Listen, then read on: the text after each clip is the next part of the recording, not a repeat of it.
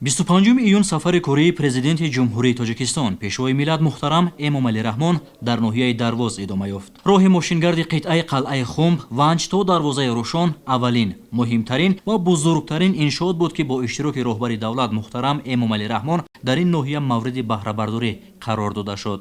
роҳи мошингард моро мебарад то мулки Чин. коровони мо дар ин роҳ ҳамчу анбоз омадааст.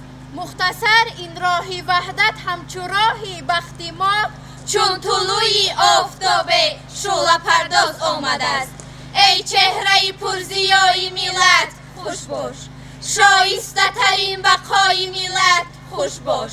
дар роҳи мурод бо шумоем шумо, эй раҳбари раҳкушои миллат хуш бош. хуш омадед пешвои муаззами миллат ба дарвозаи тиллои Бадахшон. ба истифода супоридани роҳ бо кушодани нақби мошингузар дар вазъият ва рӯҳияи идона сурат гирифт. дарозаи нақби мошингузар 3400 метр буда бо баландии 6 метру 90 сантиметр ва паҳноии 8 метр бунёд шудааст. иншоот бо ҷалби роҳсозони дохилу хориҷ бо риояи стандартҳои сатҳи баланд сохта шуда қисми бештари маҳсулоти истифодашуда истеҳсоли Тоҷикистон аст. тамоми масъулиҳои дар сохтмони роҳ истифодашаванда қабл аз истифода аз санҷиши озмоишгоҳ гузаронида мешаванд. сифати онҳо муайян карда шуда дар ҳолати ҷавобгӯ будан ба меъёрҳои роҳсозӣ баъдан дар сохтмони роҳ истифода бурда мешаванд. масъулиҳои сохтмонӣ бояд дорои хусусиятҳои хоси механикӣ бошанд, ки қобилияти устуворӣ ва борбардори воситаҳои нақлиёти гаронвазнро дар тағйирёбии иқлим, яъне гармию сардии ҳаво таъмин намоянд. масири қитъаи қалъаи Хумб Ванҷ то дарвозаи Рӯшон роҳи аз ҳама душворгузар дар миқёси ҷумҳурӣ буд. ба талаботу хароҷоти таҷдиду навсозӣ ва нигоҳубинии он бо гузашти ҳар сол бештар мешуд. ин роҳ пойтахти Тоҷикистон, шаҳри Душанберо бо маркази маъмурии вилояти мухтори кӯҳистони Бадахшон ва Тоҷикистонро бо кишвари Чин пайваст мекунад.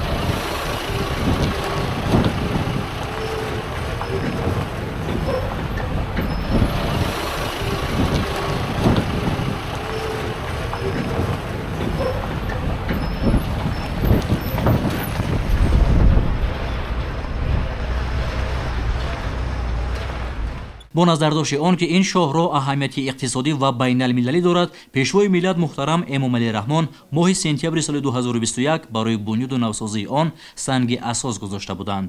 тӯли ин қитъаи шоҳроҳ ки ҳудуди ноҳияҳои Дарвозу Ванҷро убур мекунад 109 километрро ташкил намуда, бунёди ду нақби мошингузар бо дарозаи умумии 5200 метр ин масофаро ба 92,5 километр баробар намуд, ки аз масофаи қаблӣ 16,5 километр кам мебошад.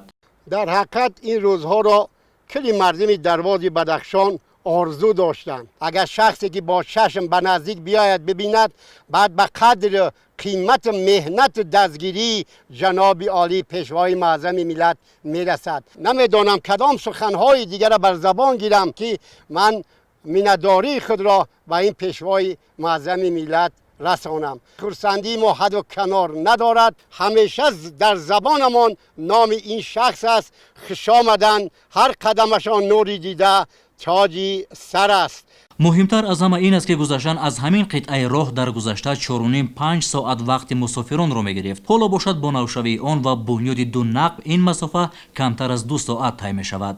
барои мардуми Тоҷикистон рӯзи фаромӯшнашаванда ба ҳисоб меравад, бахусус барои мардуми Бадахшон, чунки пешвақт ин мардум бо як роҳи баландгору пурпечитобе ки азиятҳои машаққатҳои зиёдро ба миён меовард, имрӯз ба як гулистон табдил дода шуд ва мардум метавонанд бемалол аз маркази Бадахшон то ба пойтахт ва аз пойтахт то ба маркази Бадахшон рафта расанд. истив рафоқат боз дар ин ҷо мустаҳкам шуда истодааст. мо аз дераи ҷор ба Керун дар 45 то 50 дақиқара мерафтем. ҳозир бошад дар муддати 10 дақиқа мо дар Керун мерасем. зимни шиносоӣ бо корҳои иҷрошуда ба сарвари давлат муҳтарам Эмомалӣ Раҳмон иттилоъ дода шуд, ки меъёрҳо ва қоидаҳои сохтмонӣ ба дараҷаи сеюми техникии роҳҳо дохил шуда, паҳноии стандартии он ба 12 метр баробар аст. бунёди 15 пули мошингузар бо дарозаи 633 метр, 5 долони зидди тармавӣ бо дарозаи 500 метр, 12900 метри тӯлонӣ деворҳои оҳанӣ, бетонӣ ва сангӣ, инчунин 200 метр қубурҳои обгузари қутрашон гуногун ба лоиҳаи сохтмони роҳ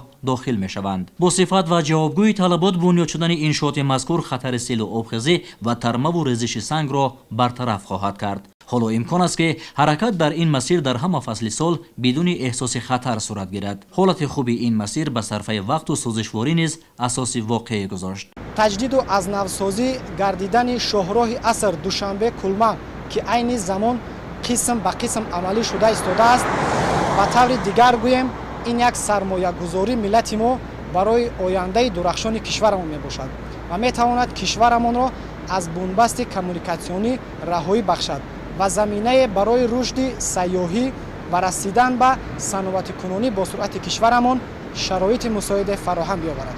чароғҳои роҳ ки тавассути панелҳои офтобӣ дар ҳудуди 14 деҳаи ноҳияи Дарвоз равшан мешавад, шабонгаҳ намои дигаре дорад. тадбири ободонӣ дар қисми шоҳроҳи Куллоб, Хоруғ, Кулма, Чин аз маркази ноҳияи Дарвоз то дарвозаи Рӯшон дар заминаи талошҳои ҳамешагии роҳбари давлат муҳтарам Эмомалӣ Раҳмон барои раҳоӣ аз бунбасти коммуникатсионӣ бо иштироки муҳандисону роҳсозони дорои таҷриба ва тахассуси баланд амалӣ карда шуд ки аксари онҳо мутахассисони маҳаллӣ ҳастанд. пас аз боздид ва шиносоӣ бо сифати корҳои сохтмонии пешвои миллат муҳтарам Эмомалӣ Раҳмон нақши муҳандисону роҳсозонро дар татбиқи яке аз ҳадафҳои стратегӣ раҳоӣ аз бунбасти коммуникатсионӣ назаррас арзёбӣ намуда таъкид доштанд ки омӯзиш ва таҷрибаи онҳо ояндаи наздик дар бунёди роҳи Хоруғ, Кулма, Чин ҳам истифода хоҳад шуд.